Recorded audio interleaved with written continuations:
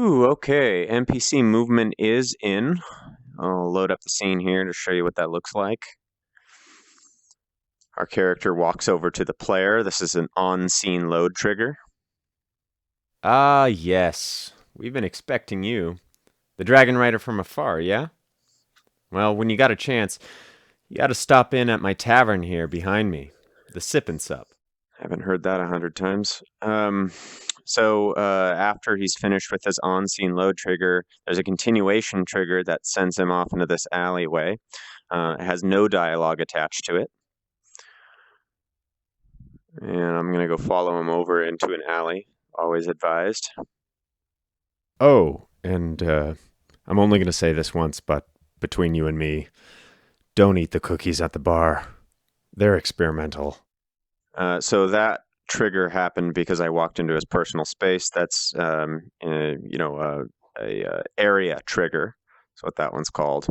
Another option would be an interaction trigger, so I could interact with him by, pressing a button in his proximity, in an area that I choose the size of, or even a gesture I plan to program in. So he only said that once. That's a priority trigger that's removed after he says it.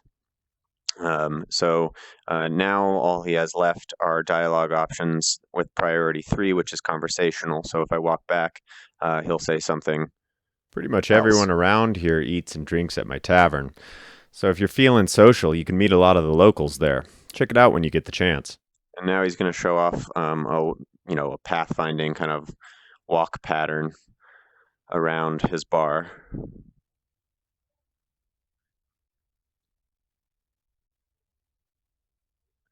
Cool. And then he walks away. And you see where I have finished. Yeah, so I haven't gotten the part where he vanishes at a door yet. So he'll do that forever because his walk pattern basically has him set to busy until he reaches his destination. So yeah, that's where I'm at. So I added in a lot of triggers. There are value triggers now. So if a certain like number that's stored in the game, like your player got this score in this mission, or your player has this item on his or her person, um, that can also be a trigger now. So items, uh, any sort of number that's tracked in the game can be checked as a trigger. It can be checked as like an equal to sort of thing, like your number of soul seeds equals 100. Um, that can be checked greater than. So if you have more than X number, blah blah blah, that can be checked, or less than 2. So that functionality is in.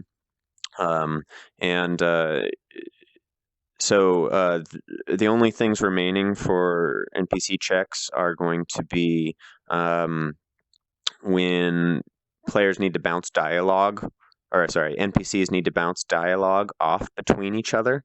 So characters talking to each other. That's not in yet. Obviously, them leaving the scene is not in yet, but pretty much that's where I'm at right now. So that's an easy program.